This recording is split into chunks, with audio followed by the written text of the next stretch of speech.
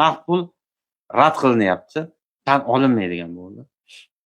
Hop, bu nimaga olib keldi? Bu juda noqulaylik bo'ldi, ayniqsa qishloq joylarda yashayotgan odamlarga. Masalan, o'sha zapravkalarda naqd pulni rad qilinayotganligi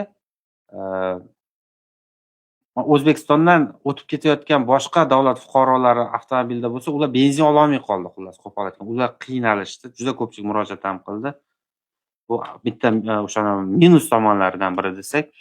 Keyingisi qishloq joylarda muhtaram oyog'i yerdan uzilgan shaharda yashayotgan kattakon cho'ntagini qappaytirib, oyog'i yerdan uzilib, katta lavozimda ishlayotganlar bo'lsa, sizlarga bilinmas.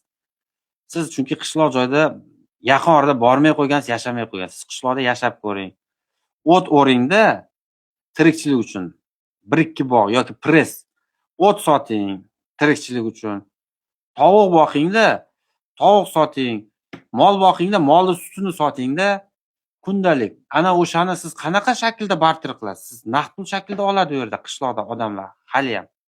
Mana shu o't, boshqa shu kabi masalalarda. O'sha naqd pulni qabul qilib oladi va naqd pulga savdo qiladi. Agar mashinasi bo'lsa, u o'sha naqd pulda borib benzokolonkaga borib benzin oladi yoki metan zapravkadan gaz zapravka qiladi. Naqd pulda qiladi. Yoki kimnidir yukini tashib bersa ham. Nimaga? Chunki bugun kredit olmagan yoki MIBdan undan bundan qarzi bo'lmagan odamning o'zi yo'q deyarli O'zbekistonda.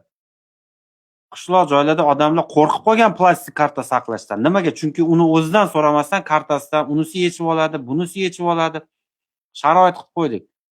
Pensiya tushsa, pensiyasini ham yechib olib qolyapti. Ana fuqaroning xabari yo'q. Uni roziligi ham olinmasdan. Qaroqchilik bo'lib yotibdi, qo'pol aytganda. Cho'ntagidagi pulni o'zidan so'ramay olib qo'yilyapti.